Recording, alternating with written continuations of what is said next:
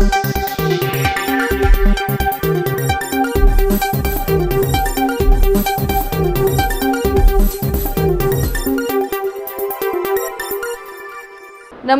ಈ ನ್ಯೂಸ್ ಟಿವಿಯ ಸ್ಪೀಡ್ ನ್ಯೂಸ್ಗೆ ಸ್ವಾಗತ. ದೇಶ ಮತ್ತು ರಾಜ್ಯದ ಸಮಗ್ರ ಸುದ್ದಿಗಳು ಹಾಗೂ ಸ್ಥಳೀಯ ವಿದ್ಯಮಾನಗಳ ಪಟಾಪಟ್ ಸುದ್ದಿಗಳು. ಅಂಬೇಡ್ಕರ್ ಜಯಂತಿ ಮೆರವಣಿಗೆಯ ವೇಳೆ ವೇಗವಾಗಿ ಬಂದ ಕಾರು ಜನರ ಮೇಲೆ ಹರಿದ ಪರಿಣಾಮ 7 ವರ್ಷದ ಬಾಲಕಿ ಮೃತಪಟ್ಟಿದ್ದು 9 ಜನರು ಗಂಭೀರವಾಗಿ ಗಾಯಗೊಂಡಿದ್ದಾರೆ. ಜಿಲ್ಲೆಯ ಬಿಳಿಕಲ್ಲು ಗ್ರಾಮದಲ್ಲಿ ಅಂಬೇಡ್ಕರ್ ಜಯಂತಿ ಮೆರವಣಿಗೆಯ ಸಂಭ್ರಮದ ನಡುವೆಯೇ ಮೃತ್ಯು ಕಾರಿನ ರೂಪದಲ್ಲಿ ಬಂತು. ವೇಗವಾಗಿ ಬಂದ ಕಾರೊಂದು ಮೆರವಣಿಗೆಯಲ್ಲಿದ್ದ ಜನರ ಮೇಲೆ ಹರಿದ ಪರಿಣಾಮ 7 ವರ್ಷದ ಬಾಲಕಿ ಸ್ಥಳದಲ್ಲಿ ಮೃತಪಟ್ಟಿದ್ದು 9 ಜನರು ಗಂಭೀರವಾಗಿ ದಾವಣಗೆರೆ ಉಪಚುನಾವಣೆ ಟಿಕೆಟ್ ಘೋಷಣೆ ಬಳಿಕ ಕಾಂಗ್ರೆಸ್ನಲ್ಲಿ ಬಂಡಾಯದ ಕಿಚ್ಚು ಜೋರಾಗಿ ಉಂಟಾಗಿ ಸಚಿವ ಜಮೀರ್ ಅಹಮದ್ ಸುತ್ತ ರಾಜಕೀಯ ಚರ್ಚೆ ಗರಿಗೆದರಿದೆ. ದಾವಣಗೆರೆ ಉಪಚುನಾವಣೆ ಟಿಕೆಟ್ ಘೋಷಣೆಯ ಬೆನ್ನಲ್ಲೇ ರಾಜ್ಯ ಕಾಂಗ್ರೆಸ್ನಲ್ಲಿ ಉಂಟಾಗಿರುವ ಬಂಡಾಯದ ಕಿಚ್ಚು ಈಗ ಸಚಿವ ಜಮೀರ್ ಅಹಮದ್ ಅವರ ಬುಡಕ್ಕೆ ಬಂದಿದೆ. ಮುಸ್ಲಿಂ ನಾಯಕರ ತಲೆದಂಡ ಆಗ್ತಿದೆ. ದಾವಣಗೆರೆ ಉಪಚುನಾವಣೆ ಕಾಂಗ್ರೆಸ್ಗೆ ಪ್ರತಿಷ್ಠೆಯ ಚುನಾವಣೆಯಾಗಿತ್ತು. ಶಿರಾ ತಾಲೂಕಿನ ಮಹಿಳೆ ರಾಬಿಯಾ ಅವರ ಮನವಿ ಮೇರೆಗೆ ಗೃಹ ಸಚಿವ ಡಾಕ್ಟರ್ ಜಿ ಪರಮೇಶ್ವರ್ ಅವರು ಬಾಡಿಗೆ ಹಾಗೂ ರೇಷನ್ ವೆಚ್ಚ ಭರಿಸುವ ಭರವಸೆ ನೀಡಿದ್ದಾರೆ.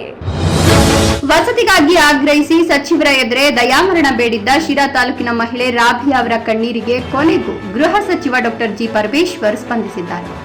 ಮಹಿಳೆಯ ಮುಂದಿನ 6 ತಿಂಗಳ ಬಾಡಿಗೆ ಮತ್ತು ರೇಷನ್ ವೆಚ್ಚವನ್ನು ಭರಿಸುವುದರ ಜೊತೆಗೆ ಮನೆ ಕೊಡಿಸುವ ಭರವಸೆಯನ್ನು ನೀಡಿದ್ದಾರೆ. ನಾಸಿಕ್ನ ಟಿಸಿಎಸ್ ಕಚೇರಿಯಲ್ಲಿ ಲೈಂಗಿಕ ದೌರ್ಜನ್ಯ, ಮಾನಸಿಕ ಕಿರುಕುಳ ಸೇರಿದಂತೆ ಗಂಭೀರ ಆರೋಪಗಳು ಕೇಳಿಬಂದಿದ್ದು ಹೈಟೆಕ್ ಕ್ಷೇತ್ರವೇ ಬೆಚ್ಚಿಬಿದ್ದಿದೆ. ಭಾರತದ ಅತಿದೊಡ್ಡ ಸಾಫ್ಟ್ವೇರ್ ಸಂಸ್ಥೆ ಟಾಟಾ ಕನ್ಸಲ್ಟೆನ್ಸಿ ಸರ್ವಿಸಸ್ ನಾಸಿಕ್ ಶಾಖೆಯಲ್ಲಿ ನಡೆದಿದೆ ಎನ್ನಲಾದ ಘಟನೆಗಳು ಇಡೀ ಐಟಿ ಲೋಕವನ್ನೇ ಬೆಚ್ಚಿಬೀಳಿಸಿವೆ. ಕೇವಲ ವೃತ್ತಿಪರ ಕೆಲಸಕ್ಕೆ ಸೀಮಿತವಾಗಬೇಕಿದ್ದ ಕಚೇರಿ ಆವರಣದಲ್ಲಿ ಲೈಂಗಿಕ ದೌರ್ಜನ್ಯ, ಮಾನಸಿಕ ಕಿರುಕುಳ ಮತ್ತು ವ್ಯವಸ್ಥಿತ ಮತಾಂತರದ ಸಂಚು ನಡೆದಿತ್ತು ಎಂಬ ಸ್ಫೋಟಕ ಮಾಹಿತಿ ತನಿಖೆಯಿಂದ ಹೊರಬಂದಿದೆ. ದಾವಣಗೆರೆ ಟಿಕೆಟ್ ವಿವಾದದ ಬೆನ್ನಲ್ಲೇ ಸಿಎಂ ಸಿದ್ದರಾಮಯ್ಯ ಹಾಗೂ ಸಚಿವ ಜಮೀರ್ ನಡುವೆ ಮಹತ್ವದ ಚರ್ಚೆ ನಡೆದಿದ್ದು ರಾಜಕೀಯ ತೀವ್ರಗೊಂಡಿದೆ. ದಾವಣಗೆರೆ ಉಪಚುನಾವಣೆ ಟಿಕೆಟ್ ಹಂಚಿಕೆ ವಿವಾದದ ಬೆನ್ನಲ್ಲೇ ರಾಜಕೀಯ ಬೆಳವಣಿಗೆಗಳು ವೇಗ ಪಡೆದುಕೊಂಡಿವೆ. ಮುಖ್ಯಮಂತ್ರಿಗಳ ರಾಜಕೀಯ ಕಾರ್ಯದರ್ಶಿ ಸ್ಥಾನದಿಂದ ನಜೀರ್ ಅಹಮದ್ ಅವರನ್ನ ವಜಾ ಮಾಡಿದ ನಂತರ ಸಚಿವ ಜಮೀರ್ ಜೊತೆ ಸಿಎಂ ಸಿದ್ದರಾಮಯ್ಯ ಅವರು ಚರ್ಚೆ ನಡೆಸಿದ್ದಾರೆ. ಈ ಚರ್ಚೆಯಲ್ಲಿ ಮುಖ್ಯಮಂತ್ರಿ ಸಿದ್ದರಾಮಯ್ಯ ಅವರು ಗರಂ ಆಗಿದ್ದರು. ಪ್ರಧಾನಿ ನರೇಂದ್ರ ಮೋದಿ ಮಂಡ್ಯದ ಆದಿಚುಂಚನಗಿರಿ ಮಠಕ್ಕೆ ಭೇಟಿ ನೀಡಿ ರಾಜ್ಯದ ಅಭಿವೃದ್ಧಿ ಸಂಬಂಧ 18 ಬೇಡಿಕೆಗಳ ಮನವಿಯನ್ನ ಸ್ವೀಕರಿಸಿದ್ದಾರೆ.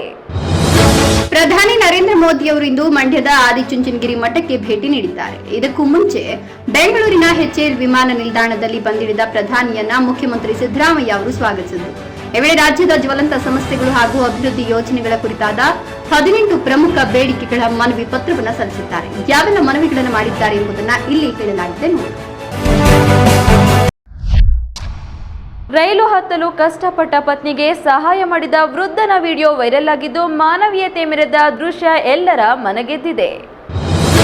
ಹೆಣ್ಣಿಗೆ ಗಂಡನೇ ಸರ್ವಸ್ವನಾಗಿರ್ತಾನೆ. ಹೀಗಾಗಿ ಪ್ರತಿಯೊಬ್ಬ ಹೆಣ್ಣು ತನ್ನ ಉಸಿರು ಇರುವ ತನಕ ತನ್ನ ಗಂಡ ತನ್ನ ಮೇಲೆ ಕಾಳಜಿ ವಹಿಸಲಿ ಅಂತ ಬಯಸ್ತಾಳೆ. ಆದ್ರೆ ವೃದ್ಧ ದಂಪತಿಗಳು ಕೊನೆವರೆಗೂ ಒಬ್ಬರಿಗೊಬ್ಬರು ಆಸರಿಯಾಗಿರೋದನ್ನ ನೀವು ನೋಡ್ತಿರ್ತೀರಿ. ಇದಕ್ಕೆ ಸಾಕ್ಷಿಯಾಗಿದೆ ಈ ದೃಶ್ಯ. ರೈಲು ಹತ್ತಲು ಕಷ್ಟಪಡ್ತಿದ್ದ ತನ್ನ ಮಡತಿಯನ್ನ ಬೀಳದಂತೆ ಹಿಡಿದು ಜೋಪಾನವಾಗಿ ವೃದ್ಧ ವ್ಯಕ್ತಿ ರೈಲು ಹತ್ತಿಸಿದ್ದಾರೆ. ಪ್ರಧಾನಿ ಮೋದಿ ಆದಿಚುಂಚನಗಿರಿಯಲ್ಲಿ ಶ್ರೀ ಗುರು ಭೈರವೇಕ್ಯ ಮಂದಿರವನ್ನು ಉದ್ಘಾಟಿಸಿದ್ದು ಮಠದ ಇತಿಹಾಸದಲ್ಲಿ ವಿಶೇಷ ಕ್ಷಣವಾಗಿದೆ. ಭಾರತದ ಪ್ರಧಾನಮಂತ್ರಿ ನರೇಂದ್ರ ಮೋದಿ ಅವರಿಂದು ಶ್ರೀ ಕ್ಷೇತ್ರ ಆದಿಚುಂಚನಗಿರಿಗೆ ಭೇಟಿ ನೀಡಿದ್ದು ಶ್ರೀ ಗುರು ಭೈರವೈಕ್ಯ ಮಂದಿರವನ್ನ ಲೋಕಾರ್ಪಣೆಗೊಳಿಸಿದರು.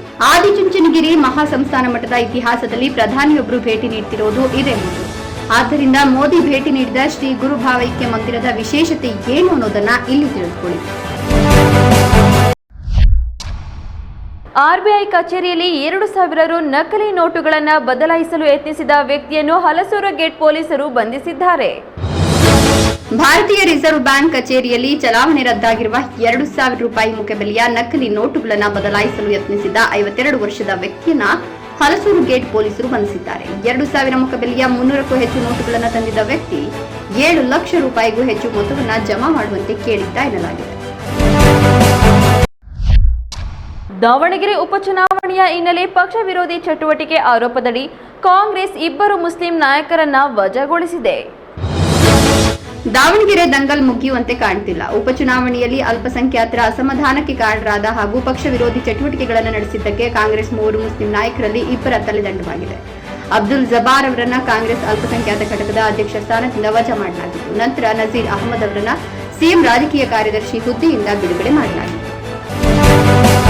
ಈ ನ್ಯೂಸ್ ಟಿವಿಯ ಸ್ಪೀಡ್ ನ್ಯೂಸ್ ಜೊತೆಗೆ ತಪ್ಪದೆ ವೀಕ್ಷಿಸಿ. ಈ ನ್ಯೂಸ್ ಟಿವಿಯ ಮುಖ್ಯ ಸಂಚಿಕೆ ರಾತ್ರಿ 8:30ಕ್ಕೆ.